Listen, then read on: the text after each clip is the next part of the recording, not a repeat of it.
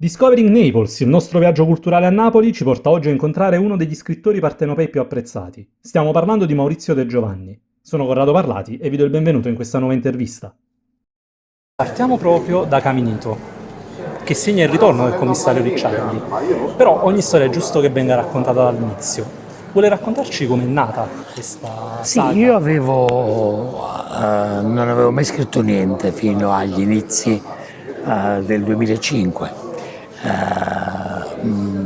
Sono un lettore forte, sono sempre stato un lettore forte, quindi mi piace leggere. Certi miei colleghi, vedendomi sempre con un libro in mano, decisero di iscrivermi a un concorso per scrittori emergenti, più per farmi uno scherzo. E io sono stato allo scherzo e sono andato a questo concorso. Il personaggio che ho inventato in questo concorso, che fu proprio al Gambrinus, quindi A pochi metri da qui. pochi metri da qui, il personaggio che ho inventato, il commissario Ricciardi, vinse il concorso. E da lì non mi sono più fermato. Ben presto ho dovuto lasciare il lavoro che facevo prima, io facevo un funzionario di banca e sono entrato nel mondo dell'editoria. Con Ricciardi prima, poi con i bastardi di Pizzo Falcone, Mina Settembre, Sara e un po' tutti gli altri. Caminito è anche il nome di un tango.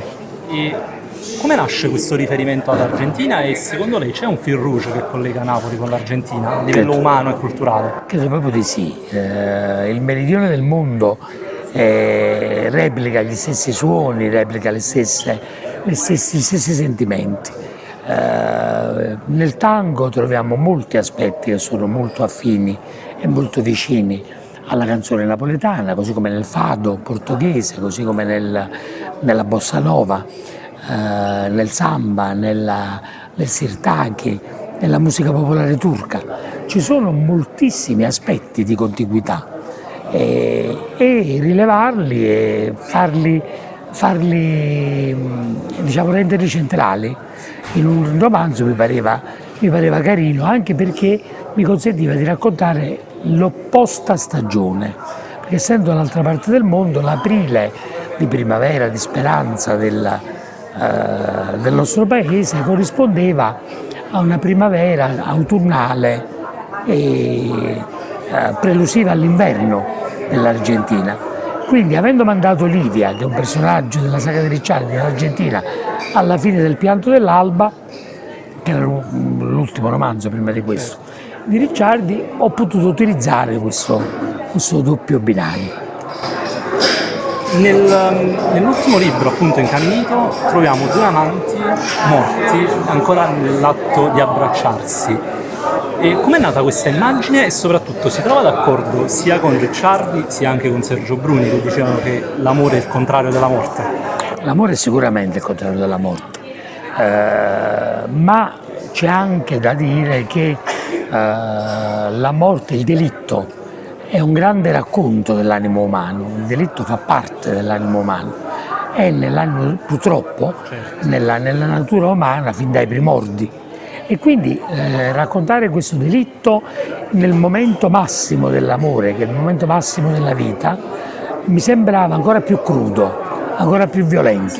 Mi sembrava interruttivo di un momento felice, di un momento di bellezza, di un momento di altezza, e quindi ho voluto raccontarlo così. E troviamo anche una città nuova. Uno dei personaggi dice: le strade cambiano durante la notte e ci svegliamo sono diverse. Quanto è differente, anche proprio da un punto di vista storico, la Napoli di Caminito rispetto a quella in cui il commissario Ricciardi inizia la sua avventura? Napoli replica i suoi momenti. Ogni tanto Napoli ricorre in certi aspetti della sua natura, ricorre in certi aspetti della narrazione che fa di se stessa. Quindi è facile, raccontando anche con rigore, anche con grande attenzione ai tempi, ai modi di un'epoca, ritrovare degli aspetti che fanno parte dell'attualità. Napoli lo fa spesso questo, quindi a me è capitato spesso, raccontando Ricciardi nell'arco di questi ormai 10 anni di Ricciardi, perché il Pianto dell'Alba di quel senso del dolore è ambientato agli inizi del 31 e il Caminito nel 39. Quindi nell'arco di questi 9 anni mi è capitato spesso di trovare degli aspetti di attualità anche abbastanza scottante, e sono stato il primo a esserne sorpreso. Nell'equazione del cuore facciamo riferimento all'equazione di Dirac, secondo la quale i due sistemi, una volta venuti in contatto tra di loro, risentiranno sempre in qualche modo l'uno dell'altro. E questo secondo me è valido anche per noi napoletani con la nostra città. Il nostro legame ci influenzerà sempre.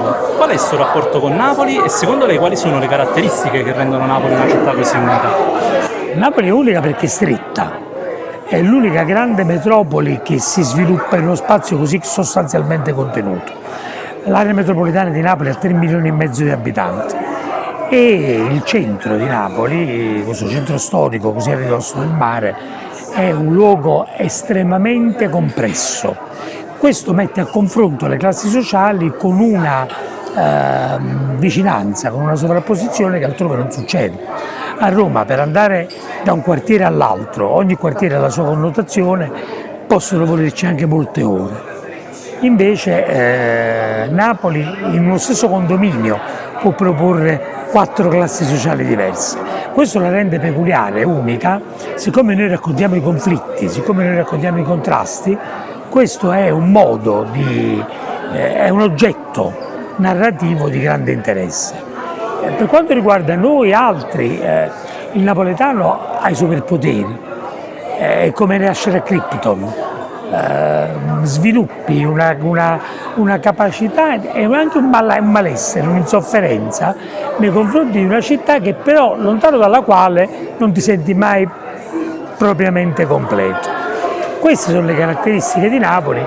Io riconosco in Napoli una sorta di una di quelle madri sovrabbondanti, chiassose, molto inclini a intrigarsi, a farsi fatti degli altri, cose del genere, che però, essendo la propria mamma, è irrinunciabile. Sono ovviamente d'accordo con lei. Facciamo un gioco, proviamo ad aprire l'album dei ricordi. 3 immagini: Pino Daniele, Diego Armando Maradona, Massimo Troisi. Ci sono 3 ricordi che vuole condividere con noi? Sono 3 santità, 3 santi laici del pantheon di ogni napoletano, soprattutto della mia generazione. Pino Daniele è la colonna sonora di tutte le cose belle e brutte che sono successe nell'arco dei 15-20 anni della parte più importante della mia vita. A Pino Daniele faccio ricorrere il ricordo della nascita dei miei figli e quindi questo è l'aspetto principale. Diego Armando Maradona a oggi è l'essere vivente che ha erogato la maggiore gioia quasi violenta e che ha insegnato a vincere a questa città, ha insegnato a questa città di poter essere vincente.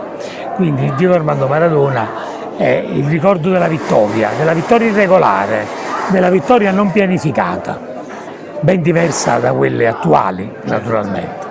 Per quanto riguarda Massimo Troisi era la spontaneità, era la dimostrazione che si può essere geniali senza necessariamente fingere di essere un altro.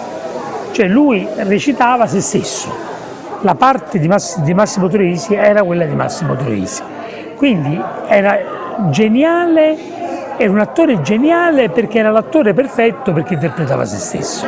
Arriviamo alla conclusione di questa chiacchierata parlando di Sara. Sara è una donna che paga le sue scelte, la sua sincerità e arriva alla solitudine. Come si affronta una situazione del genere secondo lei? La sincerità è un superpotere e come tutti i superpoteri si paga. Dice bene lei, è un prezzo altissimo quello che paga Sara alla sincerità, sia alla propria sincerità sia alla scoperta della sincerità altrui. Io mi divertiva moltissimo raccontare di fatto un agente segreto che è il simbolo stesso della mistificazione, è il simbolo stesso della privazione dell'identità, è il simbolo stesso della finzione, e invece raccontare un agente segreto che è il perfetto opposto. Cioè Sara è assolutamente sincera. Le storie di Sara sono state e sono molto belle da raccontare. Se io dovessi dire dei miei personaggi quello che più mi affascina, io direi Sara senz'altro. Maurizio, io la ringrazio, è stato gentilissimo. Grazie infinite e un saluto a tutti gli ascoltatori.